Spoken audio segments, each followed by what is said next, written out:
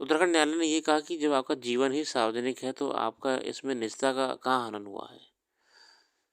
दरअसल उत्तराखंड में समान नागरिक संहिता लागू होने के बाद सहजीवन का पंजीकरण अनिवार्य करने के खिलाफ एक याचिकाकर्ता ने सवाल उठाए। आज की पीढ़ी को ये समझने की जरूरत है कि ऐसे रिश्ते के लिए यह कानूनी व्यवस्था क्यों करनी पड़ी है। ऐसा क्यों लगता है कि सहजीवन से विवाह संस्था को खतरा है। क्या कोई भी समाज परिवार बनाने और बचाने की भावना को कमजोर होते देख सकता है। वहीं स्त्रियों की सुरक्षा भी बड़ा मुद्दा है। सहजीवन में रह रही कई महिलाओं से मारपीट और घरेलू हिंसा के मामले सामने आने के बाद भारतीय समाज में चिंता बढ़ी है।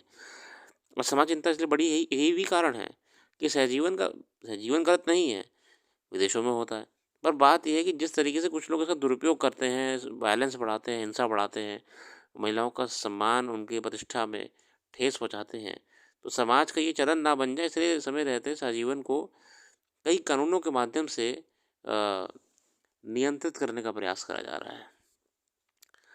अगला आर्टिकल महाकुंभ को लेकर है। संगम पानी को सेंट्रल पोल्यूशन कंट्रोल बोर्ड ने गंदा ठहराया है।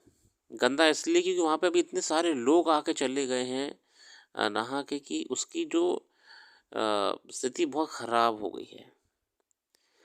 प्रयागराज महाकुंभ को लेकर जितना प्रचार प्रसार किया गया, उत्तम व्यवस्था जैसे दावे किए गए, जितनी भारी रकम खर्च करने की ब्यौरे पेश किए गए, अब लगता है कि सब ढिंढोरा पीटने ऐसा था। हकीकत में अव्यवस्थाएं ही अधिक दर्ज हो रही हैं।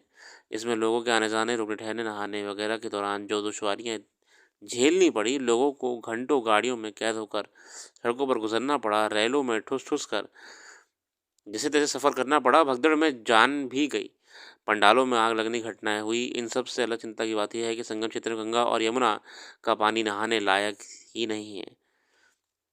उससे त्वचा रोग और दूसरी स्वास्थ्य संबंधी समस्याएं पैदा होने खतरा बताया जा रहा है। केंद्रीय प्रदूषण नियंत्रण बोर्ड ने राष्ट्रीय हरित प्राधिकरण को अपनी रिपोर्ट में बताया कि संगम क्षेत्र में अलग अलग जगहों पर अलग अलग दिन लिए गए पानी के नमूनों में गुणवत्ता बहुत खराब दर्ज की गई। उसे मानव और पशु मल मूत्र से पैदा होने वाले फेकल क्लोरीफॉर्म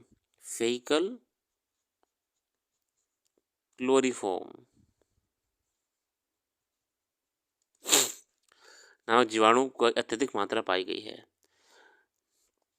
फेकल क्लोरीफॉर्म की मात्रा। हालांकि राष्ट्रीय हरित अधिकरण ने महाकुंभ के स्नान शुरू होने से पहले ही निर्देश दिया था कि गंगा और यमुना के पानी गुणवत्ता लोगों के नहाने लायक नहीं है,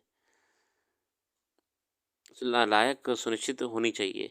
मगर केंद्रीय प्रदूषण नियंत्रण बोर्ड की ताज़ा रिपोर्ट से यही जाहिर होता है कि एनजीटी के निर्देशों को गंभीरता से नहीं लिया। पहले भी कहा गया था कि उस